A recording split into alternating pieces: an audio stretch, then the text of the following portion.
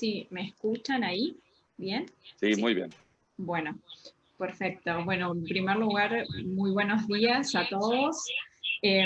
Quisiera obviamente agradecer la invitación, bueno, especialmente a Laura Márquez y a vos, Pablo, por poder acompañarnos aquí en este seminario.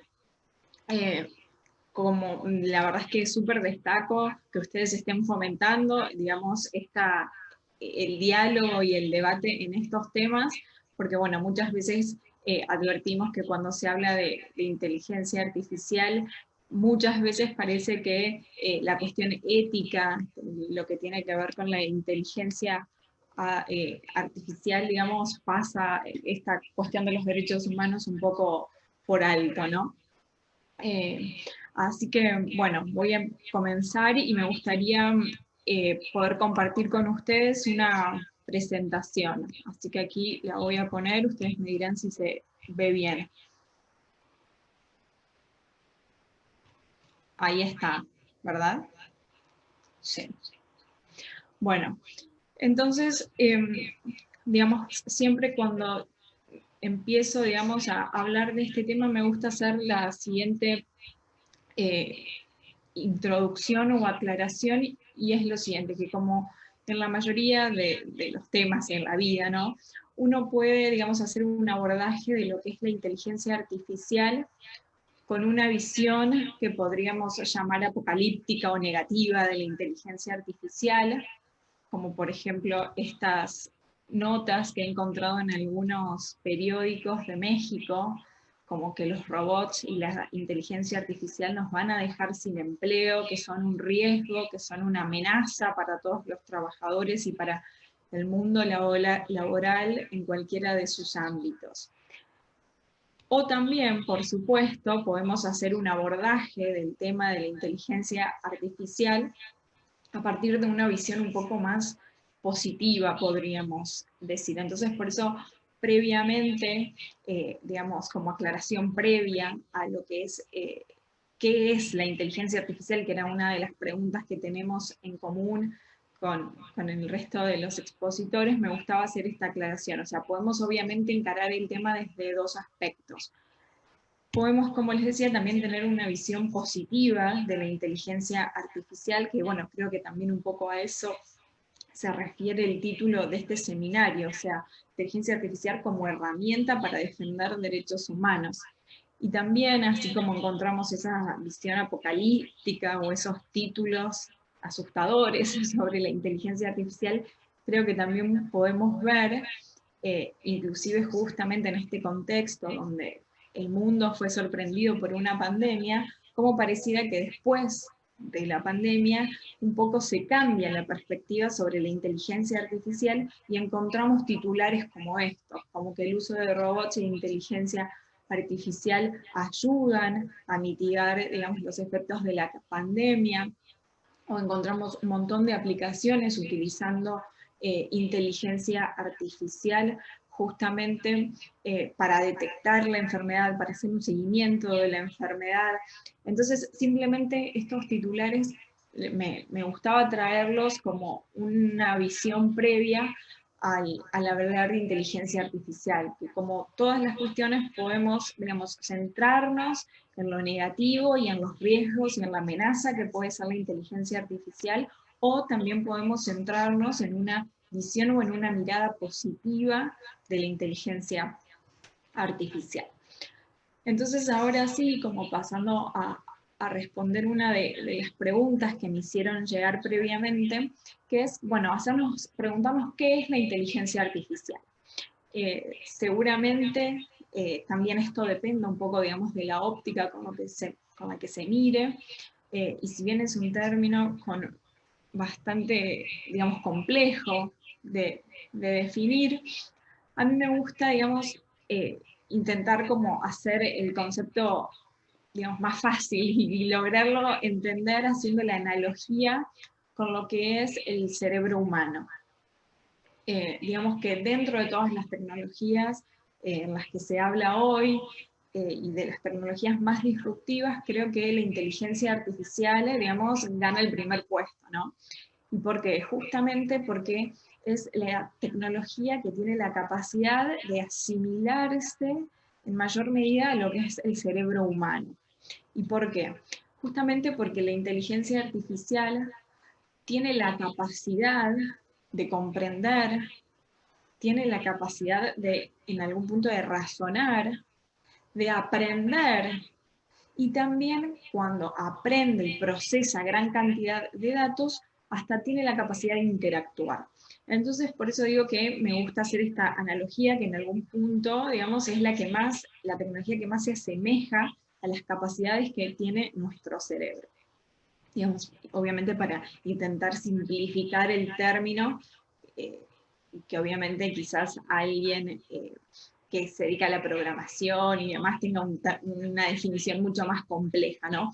Pero yo desde mi ámbito y en el ámbito, digamos, de la justicia, donde por supuesto nosotros no somos especialistas en cuestiones técnicas de inteligencia artificial, esta es una definición que creo que es fácil de entender cuando se hace un primer abordaje de la cuestión. Y entonces así como teniendo en cuenta esto que decía de que, bueno, podemos centrarnos en una visión positiva o en una visión negativa de la inteligencia artificial, creo que teniendo en cuenta esto podemos ver cómo desde el ámbito jurídico tenemos ciertos derechos y ciertos principios que se pueden afectar o violar a partir de la utilización de inteligencia artificial, o también podemos usar la inteligencia artificial para fomentar o promover ciertos derechos humanos. Y yo acá en este slide simplemente lo que hice fue poner los derechos que, digamos, podrían afectarse y violarse o fomentar y promover en mayor medida. ¿Y cuáles son? Básicamente el derecho a la igualdad, el derecho a la discriminación. Muchas veces escuchamos determinadas aplicaciones o determinados programas donde los algoritmos justamente como reaprenden y, digamos, repiten patrones, muchas veces esos patrones tienen, digamos, ciertos sesgos, y entonces, ¿qué hace? Que, digamos, terminen esos algoritmos discriminando, como muchas veces también lo hacen las personas, ¿no? Entonces, digamos que los algoritmos muchas veces replican las actitudes de los humanos y copian ciertos patrones que, digamos, lo que más en alerta, digamos, nos pone es en cuanto a la no discriminación que tendría que estar siempre, digamos, presente cuando se configura, digamos, un algoritmo. Otra de las cuestiones, y también muy vigentes en esta época, es todo lo que tiene que ver con la privacidad y la protección de datos personales. Inclusive para hacer, digamos, una alusión a una de las cuestiones que está también ahora muy vigente, son todas las aplicaciones que existen y que han surgido a raíz del coronavirus, y muchas de ellas que hacían, pedían la geolocalización de las personas. Entonces ahí una de las grandes críticas fue, bueno, pero se están protegiendo los datos de esas personas, yo realmente tengo que dar los datos para que se pueda hacer un seguimiento, por ejemplo, de las medidas que los gobiernos están tomando. Entonces ahí vemos cómo esto, digamos, puede tener como dos miradas, ¿no? Lo mismo con el principio de igualdad ante la ley, la libertad de expresión, el acceso a los derechos. Entonces podemos, digamos, tomar la inteligencia artificial como un riesgo o como una herramienta justamente para promover derechos humanos.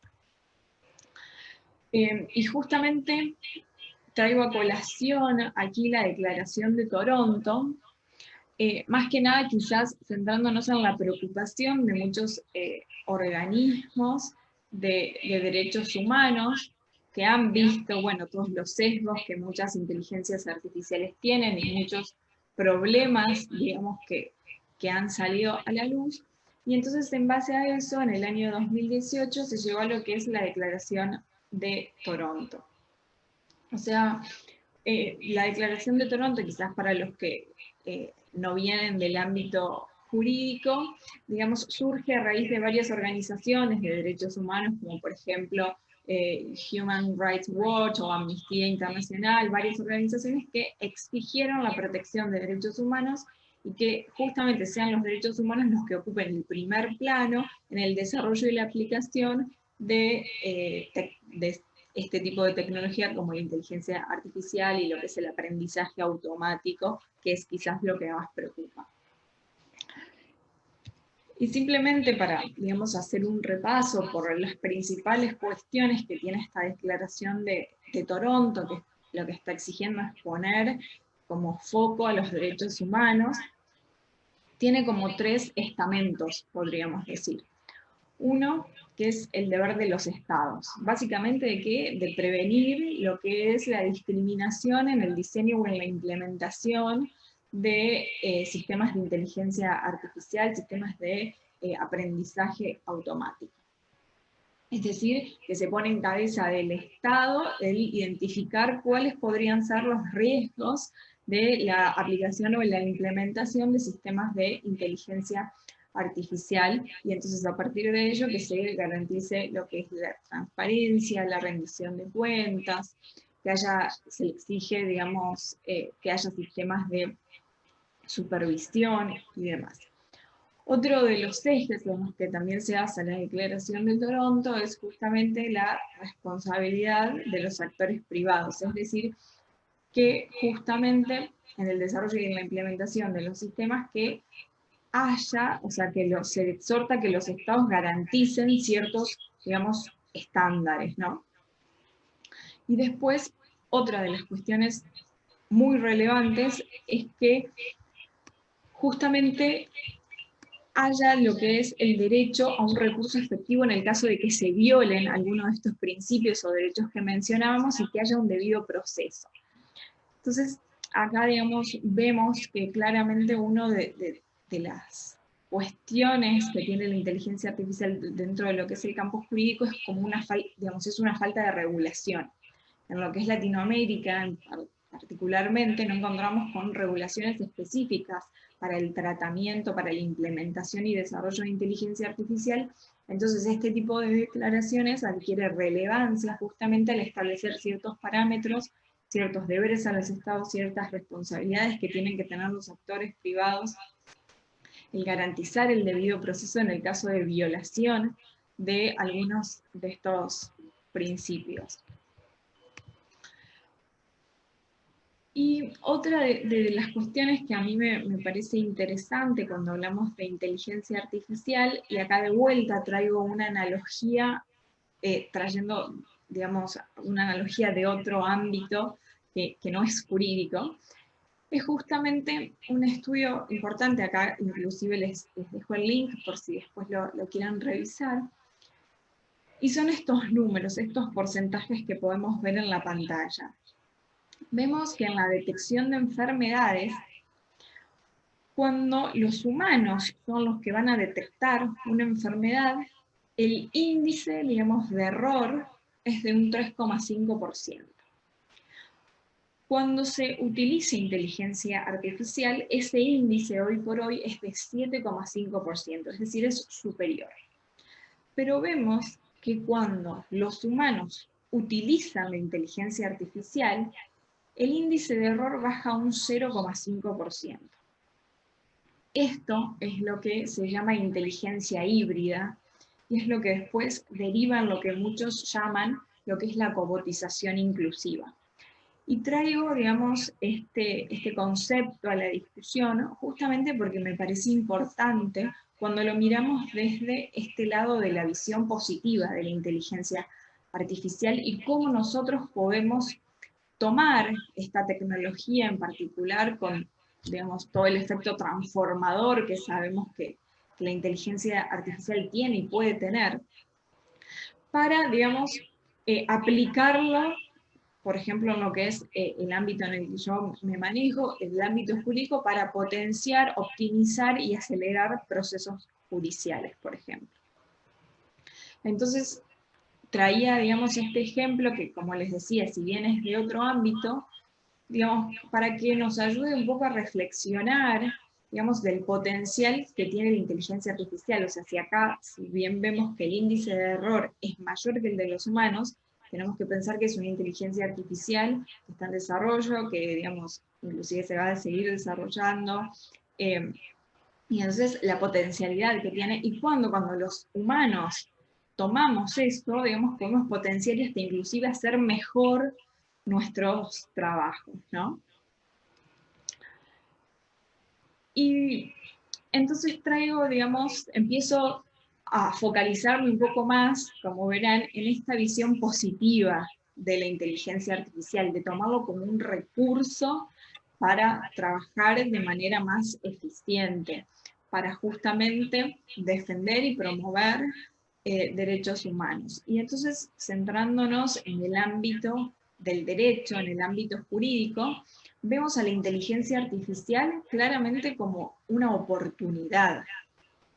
Y creo que este gráfico que muestro acá muestra esta oportunidad y vemos la cantidad de startups que están surgiendo en el mundo jurídico con aplicación de tecnologías y particularmente inteligencia artificial, sea en lo que es automatización de documentos, sea en lo que es revisión de contratos, en lo que hace a búsquedas de jurisprudencia y búsquedas, digamos, de cierta legislación, en lo que es educación legal. O sea, vemos todos acá varias divisiones de todas las startups que existen, y con seguridad hay muchas más que quizás en este gráfico hasta inclusive quedan afuera. Entonces es empezar a ver cómo también en el ámbito jurídico la inteligencia artificial es una oportunidad y centrarnos entonces así en este lado positivo de la inteligencia artificial. Y lo que me gustaría compartir con ustedes es un poco el caso Prometea, que es justamente una inteligencia artificial que aplicamos en el Ministerio Público Fiscal de Argentina, con también algunas presentaciones, inclusive pruebas de concepto fuera de Argentina. Bueno, para quienes no lo conocen, el caso Prometea se aplicó inicialmente en el Ministerio Público Fiscal en lo que son dos jurisdicciones en particular, la penal y contravencional, y lo que es el contencioso administrativo y tributario. Para explicarles rápida y brevemente, digamos, cómo funciona, tiene dos formas de funcionar. Uno es un asistente virtual, es decir, es como si uno, digamos, estuviese trabajando con Siri, por así decirlo, o un asistente predictivo, es decir, una versión como superadora, donde la inteligencia artificial hasta predice cuál es la resolución del caso. Acá les dejo un poco, digamos, cómo funciona cada uno. Básicamente, vemos que es una pantalla integrada, donde uno tiene el expediente, tiene la jurisprudencia aplicable, tiene todo en una misma pantalla. Funciona por comando de voz, o también por un chat conversacional. Eso, digamos, queda a criterio del usuario. O sea, uno desde su lugar de trabajo puede trabajar por comando de voz o por chat.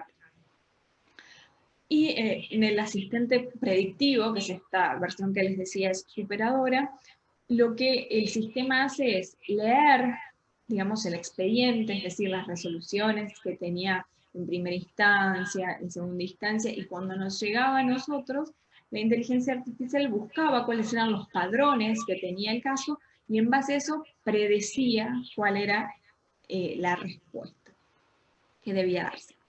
Hago la aclaración, por supuesto, de que si bien esta herramienta ayuda muchísimo en el día a día, digamos, en lo que es acelerar los procesos, los tiempos de respuesta de la justicia y demás, siempre obviamente todo esto antes de que el fiscal general firme cada una de estas resoluciones, era supervisado por un humano. Pero igualmente el índice, digamos, de error era muy bajo, estábamos más o menos en un índice de un 7% de error, es decir, que en el 93% de los casos el sistema Prometea, digamos, daba una respuesta que era la correcta.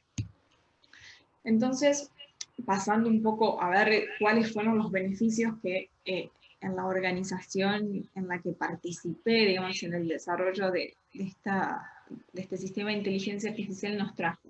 Y básicamente acá intentar resumir algunos, más allá de que podría mencionar inclusive más, pero bueno, es esto de simplificar la burocracia, de agilizar básicamente los tiempos, agilizar tareas, reducir errores. Muchas veces quienes quizás estén conectados aquí y trabajen en organizaciones públicas, sepan la grande cantidad de expedientes que uno tiene o la gran cantidad de burocracia interna que hay en las organizaciones, y que, digamos, todo el personal que muchas veces trabaja en este tipo de organizaciones termina haciendo tareas totalmente repetitivas. Es decir, cuando tenemos una persona que trabaja, digamos, en expedientes o en casos donde ya tiene una resolución de tipo estándar, ahí es donde este tipo de sistemas hace una gran diferencia. Por eso acá hago la aclaración de que nosotros no aplicábamos este sistema para, obviamente, casos donde, digamos, eran muy particulares, sino en los casos que eran totalmente repetitivos. Por ejemplo, para darles un ejemplo, hay muchos expedientes donde los ciudadanos le exigen al gobierno que se le garantice el derecho a la vivienda. Ya el Tribunal Superior tenía una jurisprudencia desarrollada, entonces si era una persona sola, la respuesta era una, si era una familia, la respuesta era otra, si era una mujer con hijos, la respuesta era otra. Entonces en esos casos, digamos, repetitivos y donde ya se sabe qué jurisprudencia hay que seguir, es donde aplicábamos este sistema. Después, por supuesto, puedo compartirles videos para quizás que puedan ver mejor cómo funciona el sistema en distintos ámbitos. También se ha aplicado y se ha hecho una prueba con la Corte Interamericana de Derechos Humanos, con la Corte Constitucional de Colombia, con varios organismos dentro de Argentina, como el Registro Civil, y muchas organizaciones públicas que, bueno, se caracterizan justamente por tener estos procesos burocráticos y muy repetitivos en su día a día. Y entonces creo que esto nos lleva, digamos, a pensar en un concepto que ha sido desarrollado y traído por el Banco Interamericano de Desarrollo, que es este concepto de cobotización inclusiva. Que cuando hablamos de trabajar con inteligencia artificial, de trabajar con tecnologías, de trabajar con máquinas, tenemos que empezar a tener, creo yo, en consideración este concepto de cobotización inclusiva, es decir, nosotros como humanos aprender a trabajar con máquinas, que quizás esto no lo aprendimos en la universidad, no, nadie nos lo enseñó. Entonces, este concepto, como les decía, que es mencionado y traído por el Banco Interamericano de Desarrollo, en varias publicaciones como Robotolución, Algoritmo Land y demás, creo que es importante traerlo al debate y bueno, y ver, digamos, cuáles son las habilidades que nosotros tenemos que tener justamente para aprender y saber trabajar con máquinas. Y entonces así podemos ver cómo, digamos, desde la experiencia que nosotros tuvimos de la aplicación de Prometea, vemos cómo la inteligencia artificial no es que nos deja sin trabajo. Claramente en el Ministerio Público, en estas organizaciones que les mencioné, nadie se quedó sin trabajo porque se aplicó Prometea o porque se aplicó otro sistema de inteligencia artificial o alguna otra tecnología, sino que es como reaprender y quizás un cambio de roles. Y entonces acá vemos que la inteligencia artificial, si bien nos saca horas de trabajo en lo que es más que nada tareas físicas, esto que decía de tareas repetitivas, sí, quizás incrementa, digamos, el trabajo en otras cuestiones, quizás más en cuestiones interpersonales, esto que les decía, bueno, de aprender a tener habilidades para trabajar con esto, a todas las tareas de supervisión de lo que después hizo la inteligencia artificial. Entonces quizás sí nos quita, digamos, trabajo en lo que es el procesamiento de datos, la lectura de expedientes, por eso, más que nada las tareas físicas, pero nos incrementa en cuestiones interpersonales de toma de decisiones. que es un poco acá lo que intenté resumir en este slide que pueden ver. Y entonces así vemos, y otra cuestión que me gustaría compartir con ustedes, es cuáles son los desafíos que quizás a mi criterio son los que tiene hoy por hoy la inteligencia artificial, por lo menos mirado desde el ámbito de la justicia o desde el ámbito en el que yo he tenido la oportunidad de intervenir. Y creo que si bien son muchísimos los desafíos de la inteligencia artificial, los principales son estos tres. Por un lado, las cuestiones regulatorias, como les decía, vemos declaraciones como la Declaración de Toronto que surgen a raíz de la preocupación que hay por los efectos negativos o los riesgos que puede presentar la inteligencia artificial, pero creo que también todos estos miedos vienen por la falta de regulación. Y particularmente en nuestra región, en Latinoamérica, vemos cómo advertimos una falta de regulación o una regulación muy básica. Quizás cuando miramos Europa tenemos organismos que están un poco más preocupados, parecería, por inteligencia artificial, por la privacidad de datos, por la protección de datos personales, por las cuestiones éticas que por supuesto implica la inteligencia artificial, porque bueno, si bien como decíamos, lo podemos usar como una herramienta para promover, para fomentar derechos, también con inteligencia artificial podemos violar ciertos derechos. Entonces creo que uno de los principales desafíos que desde el campo jurídico tenemos es el tema de la regulación, de ver cómo avanzamos para regulaciones, para que haya principios para la inteligencia artificial. Otra de las cuestiones es la alfabetización digital, que cuando vemos, y hablo por supuesto desde mi experiencia, la mayoría de las organizaciones públicas, vemos que en general, digamos, las personas no están alfabetizados digitalmente para poder trabajar con este tipo de tecnologías. Entonces, la primera respuesta suele ser el rechazo, el pensar, esta tecnología me va a dejar sin trabajo, me va a desplazar. Entonces quizás, digamos, tenemos que trabajar ahí en lo que es la sensibilización y la humanización, diría yo, de las tecnologías. Es decir, que en las organizaciones estas tecnologías sean bien recibidas y que las podamos ver como una oportunidad de trabajar de una manera optimizada, de una manera acelerada y así, digamos, volvernos seres más eficientes en nuestros trabajos, ¿no? Ayudándonos de este tipo de tecnologías. Entonces creo que otra de las cuestiones es trabajar en la alfabetización digital, esto que habla de la ONU de la reducción de la brecha digital, acá, digamos, termina teniendo un rol claramente protagónico. Y otra de las cuestiones y los desafíos creo que es el diálogo multidisciplinario, y por eso arrancaba diciendo que felicitaba a los organizadores del seminario por justamente ponernos a debatir a distintos perfiles, un abogado, un arquitecto, un ingeniero. Creo que cuando hablamos de inteligencia artificial esto es primordial.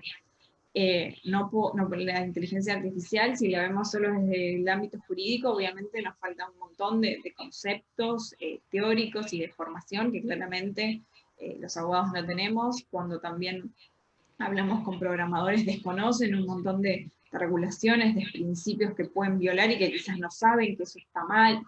Entonces, claramente en este tema, y para no afectar a derechos humanos, necesitamos este diálogo multidisciplinario. Y volviendo un poco al tema de la regulación, me gusta, digamos, traer acá esta frase de Elon Musk, que bueno, en los últimos días se está hablando bastante de él, y él justamente dice que tenemos que regular la inteligencia artificial antes de que sea demasiado tarde. Entonces pensemos que, digamos, un CEO de una empresa que pone la tecnología, digamos, de vanguardia en todas sus cosas, está pensando justamente en que la inteligencia artificial necesita una regulación. Cuando por ejemplo, vemos frases como Bill Gates diciendo que si un robot sustituye el trabajo de un humano, el robot tiene que pagar impuestos. Vemos acá otro desafío, también pensándolo desde el campo del derecho tributario. Entonces vemos cómo desde el mundo jurídico la inteligencia artificial nos presenta un montón de desafíos, y justamente estas frases que yo traigo a colación son de personas, digamos, que se dedican y que trabajan exclusivamente, digamos, con tecnologías, es decir, no lo están diciendo grandes juristas, sino gente que trabaja con tecnología. Y entonces, como sé que el tiempo ahí ya estoy medio justita con el tiempo, para ir finalizando, creo que estas cuestiones las tenemos que abordar, tenemos que hacer un abordaje de la inteligencia artificial basada en ciertos principios.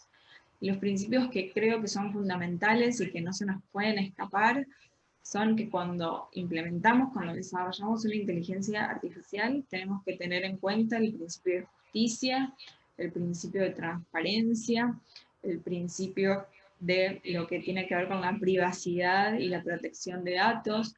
Tenemos que ser responsables al desarrollar e implementar una inteligencia artificial, y no tenemos que perder de vista el tema de la inclusión.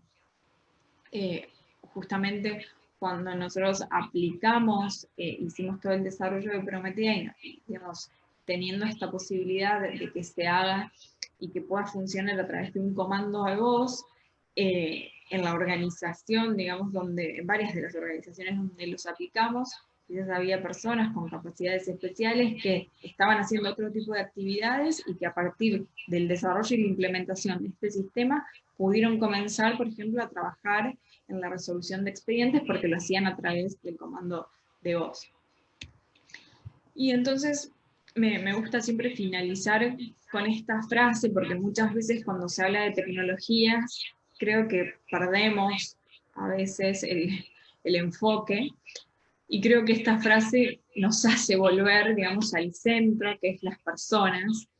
Y entonces Einstein decía que el espíritu humano debe prevalecer sobre la tecnología.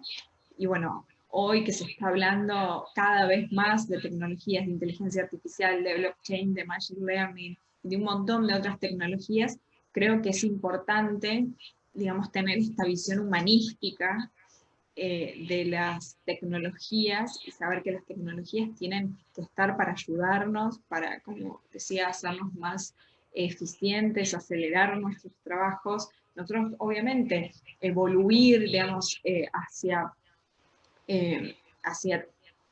tener ciertas capacidades para trabajar, digamos, con esas tecnologías, pero sin perder de vista que estas tecnologías tienen que estar digamos, tienen que ir de la mano de las personas y no desplazarlas ni opacarlas y demás. Así que bueno, me gustaba traer esta frase para dejarlo como centro de la discusión y del debate. Y bueno, y simplemente,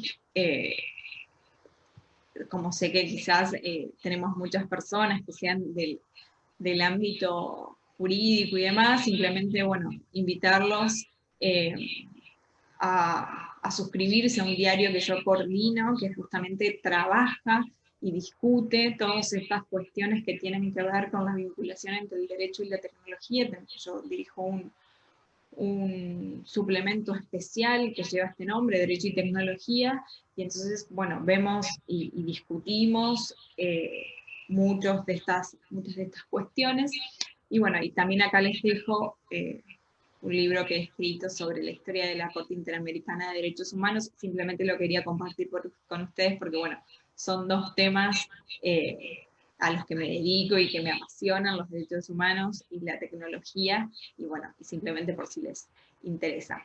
Así que, bueno, por supuesto quedo acá disponible para las preguntas que quieran efectuar a continuación de los demás expositores, y bueno, y les dejo acá mis contactos por cualquier otra cuestión o más información que les pudiera dar. No me quiero exceder más en el tiempo, y así le dejamos espacio a los colegas.